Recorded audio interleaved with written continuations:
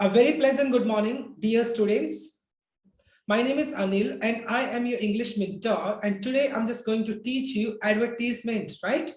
So dear student, आज हम advertisement के बारे में डिस्कस करने वाले हैं। जैसा कि मैंने अभी आप लोगों को बताया कि एडवर्टीजमेंट आपके दो टाइप से होता है।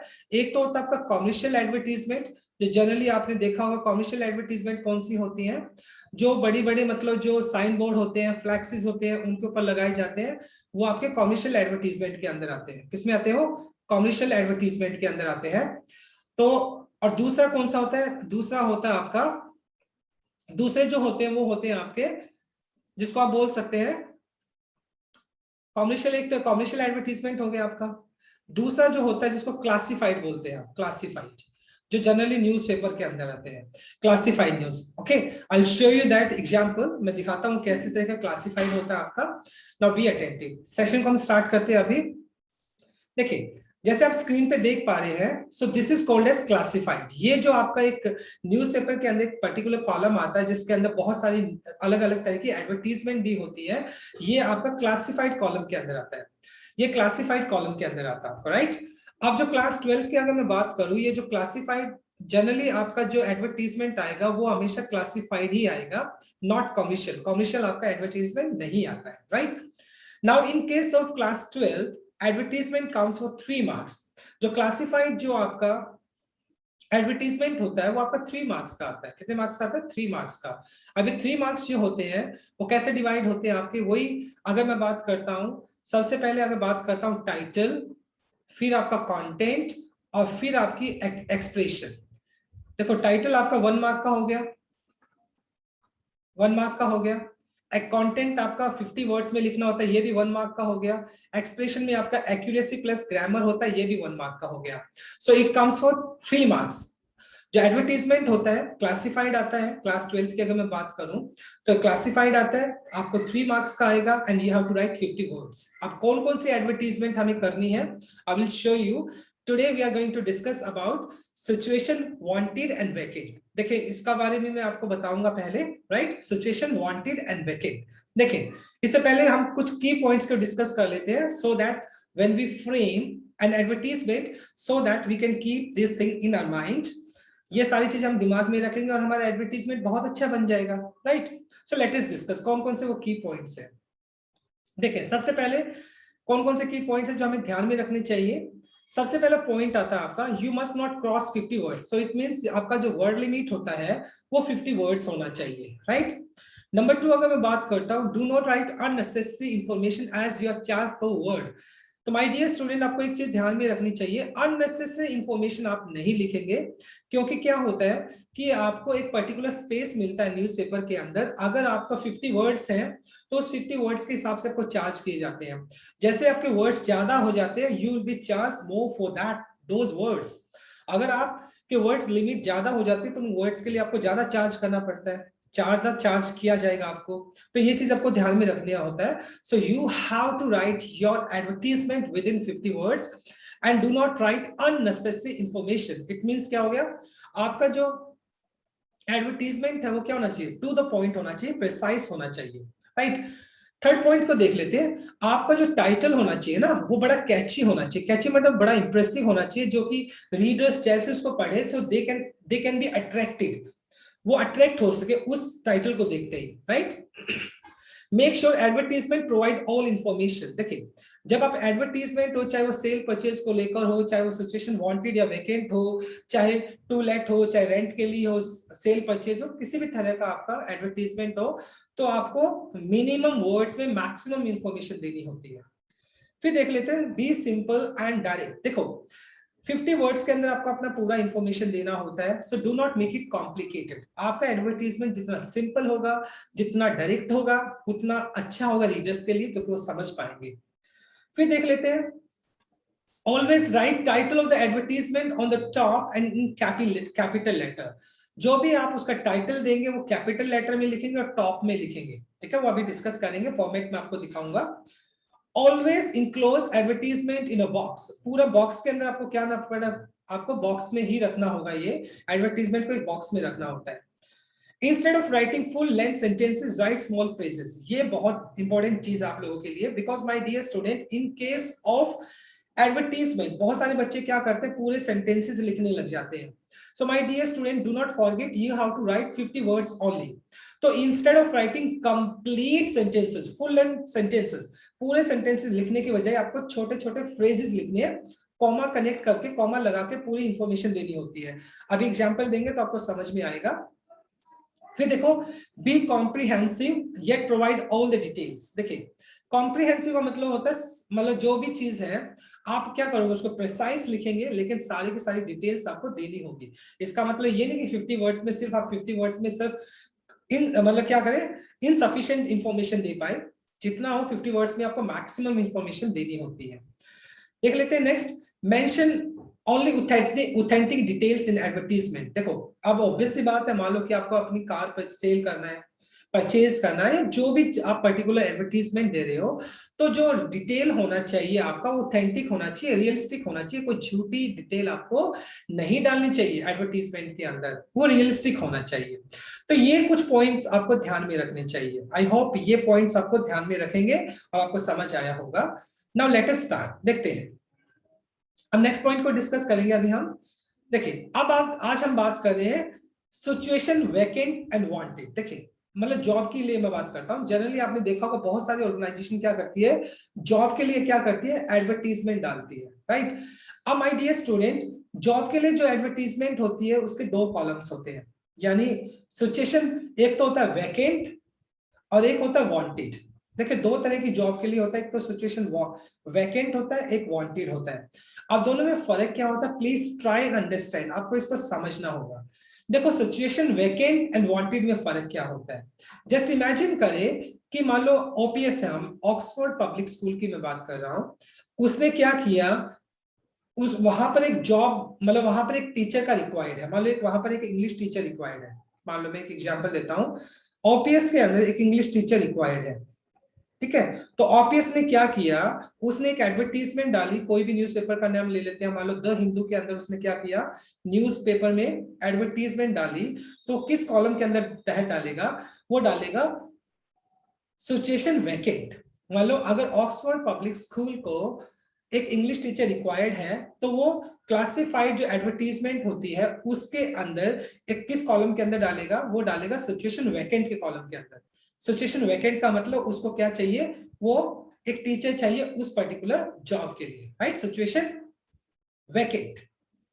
बात आती है इसके बाद कि अगर मान लो सिचुएशन वैकेंट क्या हो गया, मान लो ओपीएस को चाहिए, राइट.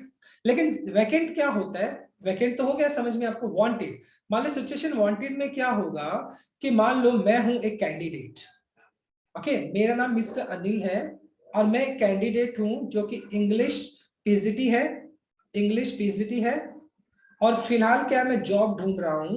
तो मैंने क्या किया, न्यूज़पेपर में मैंने एक एडवर्टीजमेंट दी कि अगर किसी को मेरी सर्विसेज चाहिए तो मुझे कांटेक्ट करें. अब मान लो मैं अपने बिहाफ पर क्या कर रहा हूं, मैं अपने बिहाफ पर एक एडवर्टीजमेंट दे रहा हूं न्यूज़पेपर के अंदर. So that should be placed under the column of situation wanted. अब मैं उसको किस कॉलम के अंदर तहत लिखूंगा, सिचुएशन वांटेड के तहत लिखूंगा. I hope this is clear to you. Now listen to me one more time. अब मुझे दोबारा से फिर ध्यान से सुनेंगे. मान लो कि अगर कोई इंस्टीट्यूशन या कोई पर्टिकुलर ऑर्गेनाइजेशन कोई न्यूज, कोई एडवर्टीजमेंट डालती है तो उस किसी भी पर्टिकुलर पोस्ट के लिए, तो उस टाइम हम लिखते हैं सिचुएशन वैकेंट. लेकिन मान लो कोई कैंडिडेट अपनी तरफ से न्यूज़पेपर में डालता है कि अगर किसी को उसकी सर्विसेज चाहिए तो वो डालेगा सिचुएशन वांटेड के कॉलम के अंदर. I hope this is clear to you, right. Now if this is clear to you so far my dear student, please write in the chat box. अगर अभी तक ये चीज आप लोगों को क्लियर है सिचुएशन वांटेड और वैकेंट के अंदर, so please write in the chat box.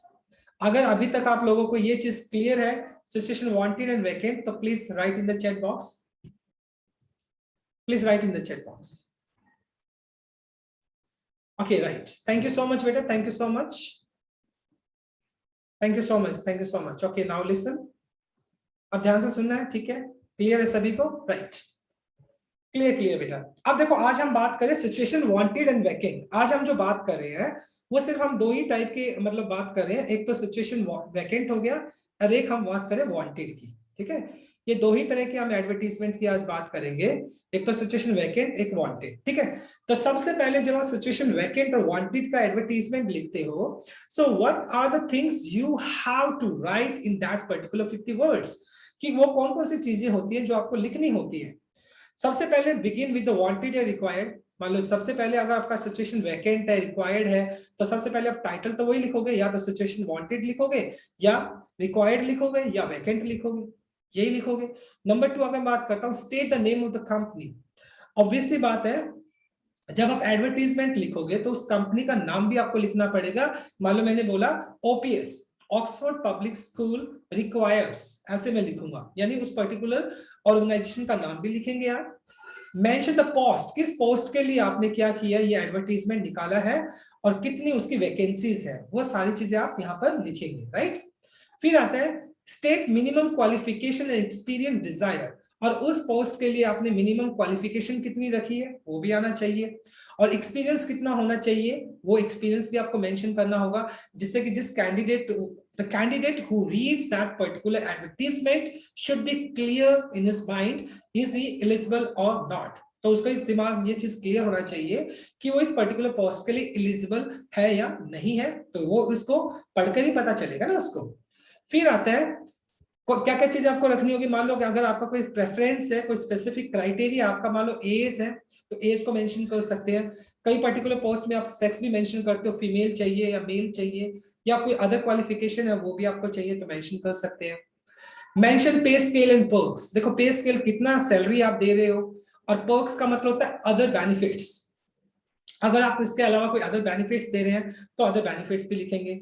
Mention the mode of applying, किस तरीके से आप अप्लाई कर सकते हो, राइट। ऑनलाइन अप्लाई कर सकते हो, मेल के थ्रू कर सकते हो, या आप कुरियर के थ्रू अपना एप्लीकेशन भेज सकते हो, या जो भी मोड ऑफ अप्लाइंग होगा तो वो आपको बताना होगा। At the same time last point देखो, and with contact and address, फिर आपको अपना कॉन्टेक्ट नंबर देना होगा, साथ के साथ अपना एड्रेस देना होगा, जिससे क्या उसके सामने वाला आपको कॉन्टेक्ट कर सके, राइट, सामने वाला आपको कांटेक्ट कर सके। तो ये कुछ पॉइंट्स आपको डिस्कस करने होंगे, ये कुछ पॉइंट्स आपको एडवर्टीजमेंट में लिखने होंगे, राइट। अब हम कुछ सैंपल्स की बात करते हैं, देखो कुछ सैंपल्स डिस्कस करेंगे। सैंपल नंबर 1 देखो, सबसे पहला सैंपल नंबर 1 है, देखिए एक स्कूल है, मान लो मैं उसका नाम है स्कूल का, जो मैं मेरा पुराने वाला स्कूल है सतलुज पब्लिक स्कूल इलाहाबाद का वो स्कूल है।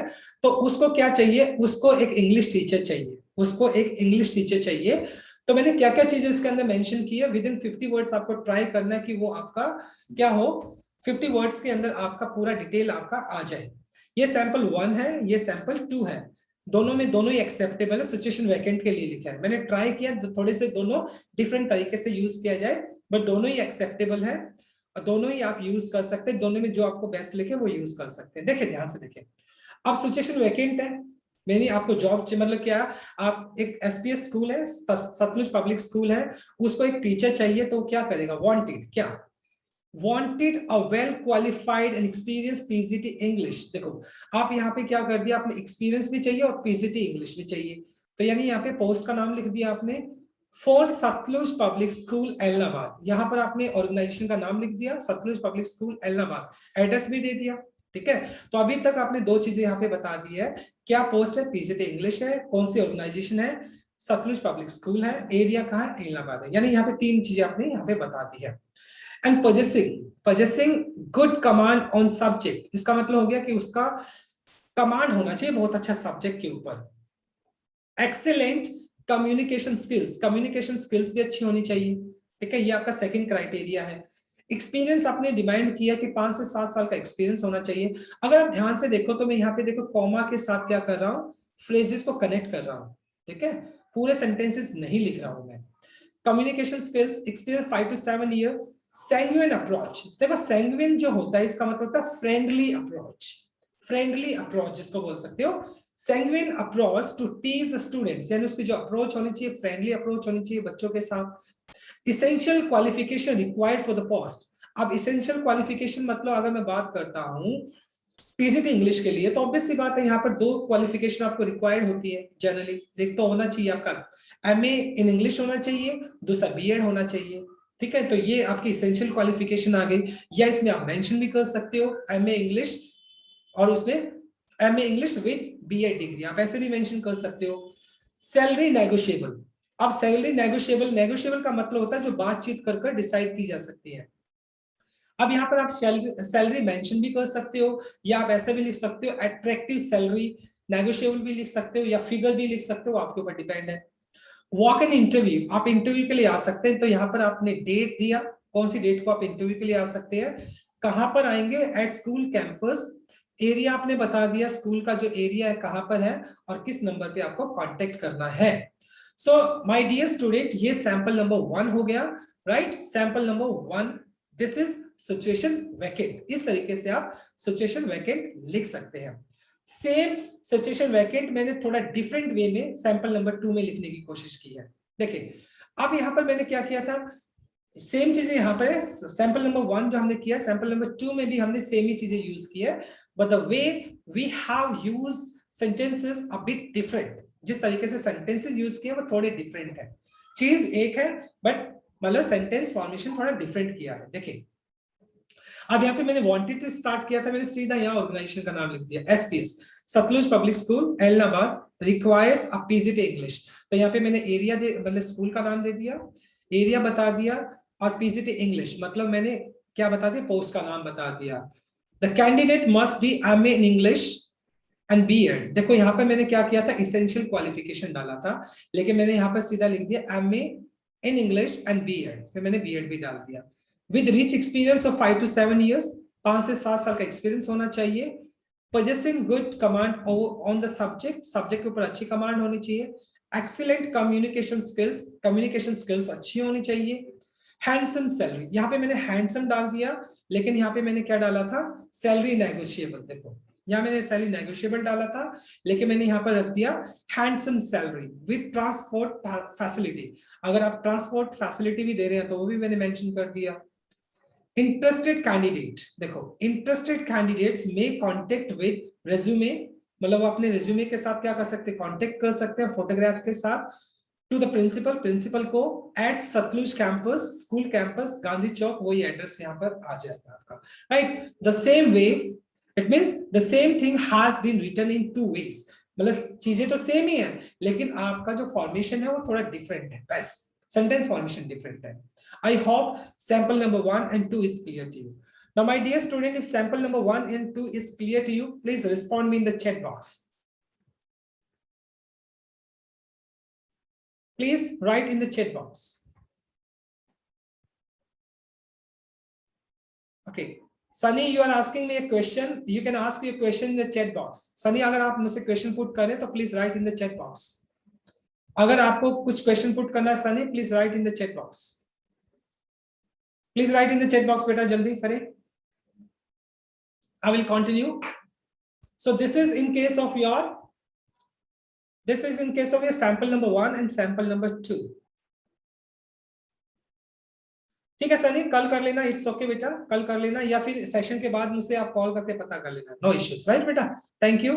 राइट माय डियर स्टूडेंट, अब देखो सिचुएशन वैकेंट, और हमने सिचुएशन वैकेंट के हमने 2 सैंपल्स किए हैं, वैकेंट की बात कर रहे हैं। अगर मान लो यहाँ पर इंग्लिश टीचर की बजाय यहाँ पर कोई दूसरा टीचर रिक्वायर्ड होता, तो सिर्फ we have to change the qualification, हमें सिर्फ क्वालिफिकेशन चेंज करनी है। अगर मान लो यहाँ पर मैनेजर रिक्वायर्ड होता, तो यहाँ पर हम मैनेजर क्या करते, मैनेजर होता तो हम मैनेजर के हिसाब से क्वालिफिकेशन यूज करते, ठीक है। अगर यहाँ पे अकाउंटेंट होता तो अकाउंटेंट के हिसाब से हम उसकी क्वालिफिकेशन यूज करते, उस ऑर्गेनाइजेशन का नाम यूज करते। तो यानी आपको you have to make certain changes, थोड़े बहुत चेंजेस तो आपको करने पड़ेंगे।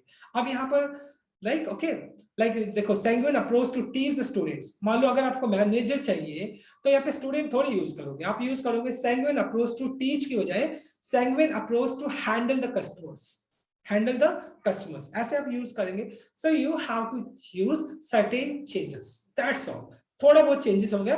Need not write complete sentences, full length sentences आपको लिखने की जरूरत नहीं है, just use small phrases, put comma and your advertisement is ready. देखिए जब कभी आप एडवर्टीजमेंट स्टार्ट करते हो तो उससे पहले आपको वो पॉइंट्स, 5-7 पॉइंट्स आपको दिमाग में पहले ऑलरेडी प्रिपेयर कर लेने चाहिए कि ये पॉइंट्स मुझे इस पर्टिकुलर एडवर्टीजमेंट में लिखने हैं, एंड कनेक्ट दोस 5, 6 और 7 पॉइंट्स बाय एडिंग कॉमा, आपका एडवर्टीजमेंट तैयार हो जाएगा। अभी हमने बात की है सिचुएशन वैकेंट की। अब हम बात करेंगे सिचुएशन वांटेड के अंदर। My dear student, situation wanted के अंदर देयर इज नथिंग, कुछ भी नहीं है, सिर्फ एक चेंज होगा, सिर्फ एक वर्ड का चेंज करोगे आप एंड आपका सिचुएशन वांटेड यानी सिचुएशन वांटेड अब रेडी हो जाएगा। सिर्फ एक चेंज करना पड़ेगा। देखिए वो क्या चीज है, अब ध्यान से देखेंगे अभी हम। अब मैंने बात की है सिचुएशन वांटेड। देखिए a well qualified and experienced PGT English seeks to provide। अब मैंने यहां पर सिर्फ ये वर्ड यूज किया है, seeks to provide। अब उससे पहले मैंने क्या किया था, देखिए इससे पहले वाले में ध्यान से देखेंगे।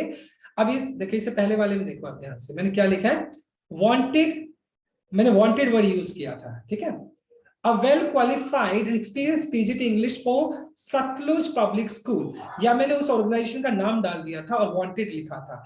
अगर इन दो चीजों को हटाकर मैं सिर्फ एक वर्ड यूज करता हूं, देखिए यहां पर क्या, A well qualified and experienced PGT English seeks to, seeks का मतलब looks for, looks for का मतलब किसी चीज को ढूंढना, looks for मतलब कि एक क्या है, एक क्वालिफाइड है, एक्सपीरियंस पीजीटी इंग्लिश टीचर है, वो क्या कर रहा है, seeks to provide his service, यानी वो अपनी सर्विस देना चाहता है।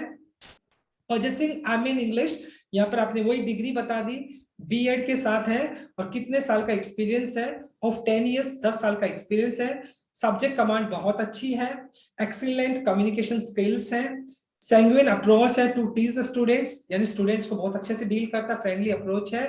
पेमेंट सैलरी नेगोशिएबल, अगर आप सैलरी के बारे में बात करोगे तो नेगोशिएबल है, यानी डिस्कस करके बात की जा सकती है। द इंटरेस्टेड में कांटेक्ट, जो भी उसको हायर करना चाहता है, इंटरेस्टेड जो भी पार्टी है उसको कांटेक्ट कर सकती है। किस नाम उसने बता दिया, मिस्टर सनी वर्मा, गांधी चौक, और अपना एड्रेस दे दिया, राइट। सो इट मींस देखिए अगर मैं इसी को सिचुएशन वांटेड बनाता, देखो अब मैंने सिचुएशन वांटेड बनाया तो मैंने यहाँ पे सीक्स लगा दिया। अगर मैं इसी को वैकेंट बनाता, इसी पर्टिकुलर को मैं वैकेंट बनाता, तो सिर्फ मुझे क्या चेंज करना पड़ता, यहाँ पे मैं लिखता सिर्फ, यहाँ पे तो मैं सिचुएशन वैकेंट लिख देता, यहाँ पे सिर्फ लिखता wanted, wanted a well qualified experience PGT English for, यानी मैं ऑर्गेनाइजेशन का नाम लिख देता। लेकिन अगर मैं यहाँ पर वांटेड में लिख रहा हूँ सिचुएशन वांटेड, तो यहाँ पे मैं सिर्फ सीक्स टू प्रोवाइड यूज करूंगा, सीक्स टू प्रोवाइड। बाकी आपका एवरीथिंग विल रिमेन सेम, बाकी सारी चीजें एग्जैक्टली सेम रहेंगी, right. One more time let me make it clear to you, situation vacant क्या होता है, देखो ध्यान से सुन ले बेटा, क्योंकि कंफ्यूज नहीं होना है। सिचुएशन वैकेंट क्या होता है, सिचुएशन वैकेंट होता है, मान लो कोई पर्टिकुलर ऑर्गेनाइजेशन है जिसका नाम एसपीएस है, उसको एक टीचर चाहिए, तो न्यूज़पेपर में एडवर्टीजमेंट डालती है, एडवर्टीजमेंट डालती किस चीज के लिए, उनको एक इंग्लिश टीचर रिक्वायर्ड है, तो वो कॉलम डालेगी सिचुएशन वैकेंट। एक कैंडिडेट है सनी वर्मा के नाम से, उसने न्यूज़पेपर में डाला कि वो इंग्लिश टीचर है, अगर किसी स्कूल को उसको हायर करना है तो उसको कांटेक्ट करे, तो वो अपना किस कॉलम में डालेगा, सिचुएशन वांटेड के कॉलम में डालेगा, right. So this is in case of situation wanted.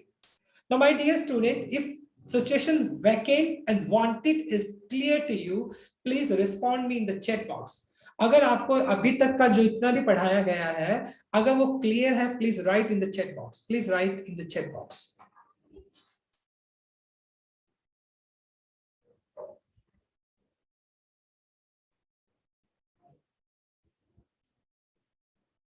Okay, so everybody is writing clear sir, clear sir, clear sir, right? Thank you so much my dear student, if it is clear to you, thank you so much. Now wait for 1 second. So my dear student, this is all about from my side. Thanks for watching this video.